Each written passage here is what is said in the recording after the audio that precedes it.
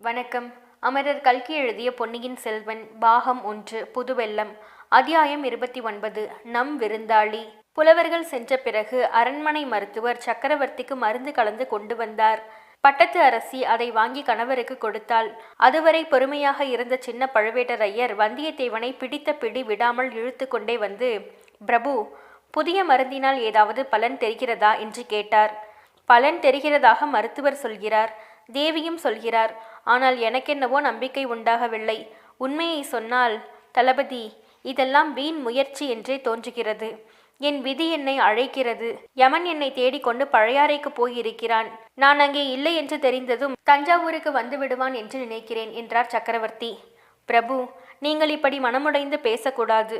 எங்களை எல்லாம் இப்படி மனம் கலங்க செய்யக்கூடாது. எனக்கும் என் குல முன்னோர்கள் பலரைப் போல போர்க்களத்தில் முன்னணியில் நின்று போர் செய்து உயிர்விடும் பாக்கியம் கிடைத்தால் எவ்வளவோ நன்றாக இருக்கும். என் பெரிய தகப்பனார் ராஜாதித்தர் தக்கோலத்தில் யானை மேலிருந்து போர் புரிந்தபடியே உயிர் நீத்தார். சோழகுலத்தின் வீரப்புகழை தக்கோலத்து போரில் என்றென்றைக்கும் நிலைநாட்டினார். யானை மேல் துஞ்சிய தேவர் என்று புகழ் பெற்றார். நான் என்ன புகழை பெறுவேன்? நோய்படுகையில் துஞ்சிய சுந்தர சோழன் என்றுதானே பெயர் பெறுவேன். என்னுடைய இன்னொரு பெரிய தகப்பனார் கண்டராதித்த தேவர் சிவபக்தியில் ஈடுபட்டு மரண பயத்தை விட்டிருந்தார். ஸ்தல யாத்திரை செய்வதற்கு மேற்கு கடற்கரை நாடுகளுக்கு போனார். அங்கேயே காலமானார். மேற்கெழுந்திய தேவர் என்று அவர் பெயர் பெற்றார். அவரை போன்ற சிவபக்தனும் இல்லை. நான் ஸ்தல யாத்திரை செய்யவும் முடியாதவனாகிவிட்டேன். இப்படியே எத்தனை நாள் படுத்திருப்பேன்? என்னை சேர்ந்தவர்கள் எல்லோருக்கும் பாரமாக. ஆனால் என் மனதிற்குள் ஏதோ சொல்கிறது, அதிக நாள் நான் இந்த உலகில் இருக்க மாட்டேன் என்றார் சக்கரவர்த்தி. சக்கரவர்த்தி, அரண்மனை வைத்தியர்கள் தங்களுக்கு அபாயம் எதுவும் இல்லை என்று கூறுகிறார். ஜோதிடர் அபாயம் இல்லை என்றே சொல்கிறார்.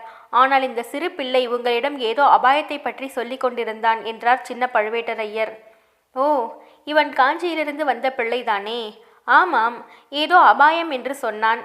எதை பற்றி சொன்னாய் தம்பி என்று சுந்தர சோழர் கேட்டார்.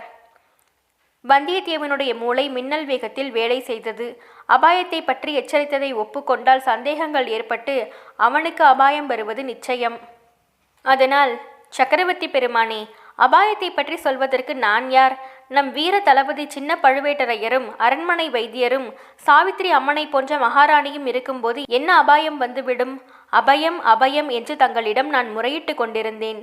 பழைய வானர் குலத்துக்கு நான் ஒரே ஒரு அறியாத சிறுவன்தான் இப்போது மிஞ்சி இருக்கிறேன். உங்கள் மகன் மகிழும்படி சோழ பேரரசுக்கு தொண்டு புரிந்து வருகிறேன். எங்கள் பழைய பூர்வீக ராஜ்யத்தில் ஒரு சிறு பகுதியையாவது எனக்கு திருப்பி கொடுக்க வேண்டும். அரசர்க்கரசே, அபயம் அபயம், இந்த அரியா சிறுவன் உங்கள் அபயம் என்று வந்தியத்தேவன் மூச்சு விடாமல் படபடவென்று பேசினான். இதை கேட்ட பழுவேட்டரையரின் முகம் சுருங்கியது. சுந்தர சோழரின் முகம் மீண்டும் மலர்ந்தது. மகாராணியின் முகத்தில் கருணை ததும்பியது. இந்த பிள்ளை பிறந்தவுடனே சரஸ்வதி தேவி இவனுடைய நாக்கில் எழுதிவிட்டால் போலும்.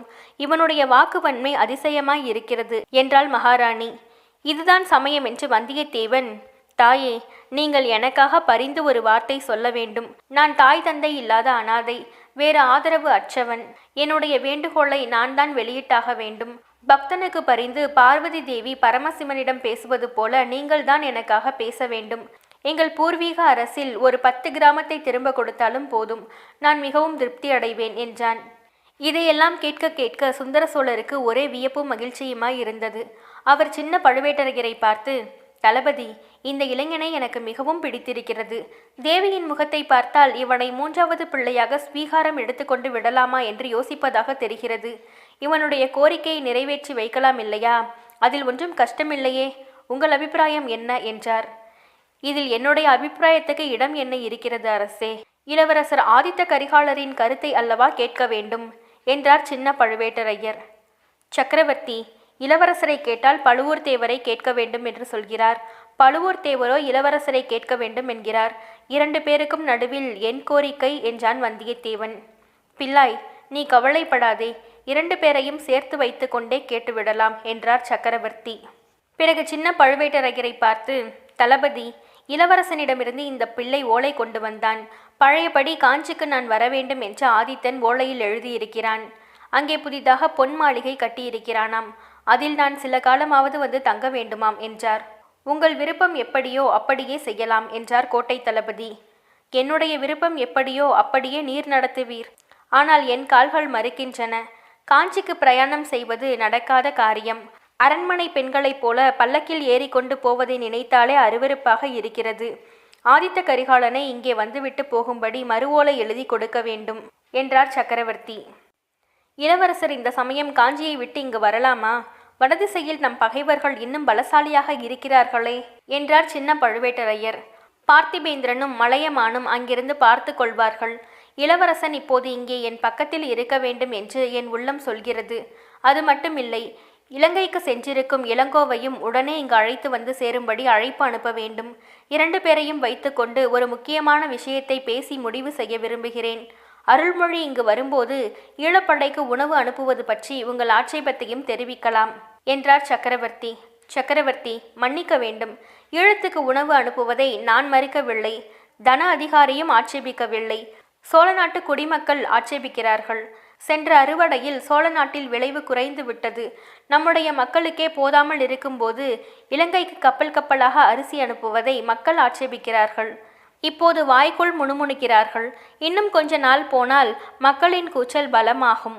உங்கள் உடல்நிலையை பாதிக்கும்படி இந்த அரண்மனைக்குள்ளேயும் அவர்கள் கூச்சல் வந்து கேட்கும் என்றார் சின்ன பழுவேட்டரையர். குடிமக்கள் ஆட்சேபிக்கிற காரியத்தை அருள்மொழி ஒரு நாளும் செய்ய மாட்டான். எல்லாவற்றிற்கும் அவன் ஒரு தடவை இங்கு வந்துவிட்டு போகட்டும். பெரிய பழுவேட்டரையர் வந்ததும் இலங்கைக்கு ஆள் அனுப்புவது பற்றி முடிவு செய்யலாம். அவர் எப்போது வருகிறார் என்று சக்கரவர்த்தி கேட்டார். இன்று இரவு கட்டாயம் வந்து விடுவார் என்றார் சின்ன பழுவேட்டரையர். காஞ்சிக்கும் நாளைய தினம் ஓலை எழுதி அனுப்பலாம். இந்த பிள்ளையிடமே அந்த ஓலையையும் கொடுத்தனுப்பலாம் என்றார் அரசர். இந்த சிறுவன் காஞ்சியிலிருந்து ஒரே மூச்சில் வந்திருக்கிறான். சில நாள் அவன் இங்கேயே தங்கி இளைப்பாரி விட்டு போகட்டும். வேறு ஆளிடம் ஓலையை கொடுத்து அனுப்பலாம் என்றார் சின்ன பழுவேட்டரையர். அப்படியே செய்யலாம். இளவரசன் வருகிற வரையில் இவன் இங்கேயே இருக்கட்டும் என்றார் சக்கரவர்த்தி. அப்போது பக்கத்தில் உட்கார்ந்திருந்த பட்டத்து ராணி எழுந்து நிற்கவே சின்ன பழுவேட்டரையர், இன்று அதிக நேரம் உங்களுக்கு பேசும் சிரமம் கொடுத்து விட்டேன், மன்னிக்க வேண்டும். தேவி எச்சரிக்கை செய்யும் வரையில் நீண்டுவிட்டது என்று சொன்னார். தளபதி, இந்த பிள்ளை நம்முடைய விருந்தாளி. இவனுக்கு வேண்டிய வசதிகள் செய்து கொடுங்கள். சக்கரவர்த்திக்கு மட்டும் உடம்பு சரியாயிருந்தால் இவனை நம்முடைய அரண்மனையிலே இருக்க சொல்லலாம் என்றாள் பட்டத்து அரசி. நான் கவனித்துக் கொள்கிறேன் தாயே, உங்களுக்கு அந்த கவலை வேண்டாம். நன்றாக கவனித்துக் கொள்கிறேன் என்றார் சின்ன பழுவேட்டரையர். அப்போது அவரை அறியாமலேயே அவருடைய ஒரு கை மீசையை தொட்டு முறுக்கியது. இத்துடன் அத்தியாயம் 29 நிறைவுற்றது. மீண்டும் அடுத்த அத்தியாயத்தில் சந்திப்போம். நன்றி, வணக்கம்.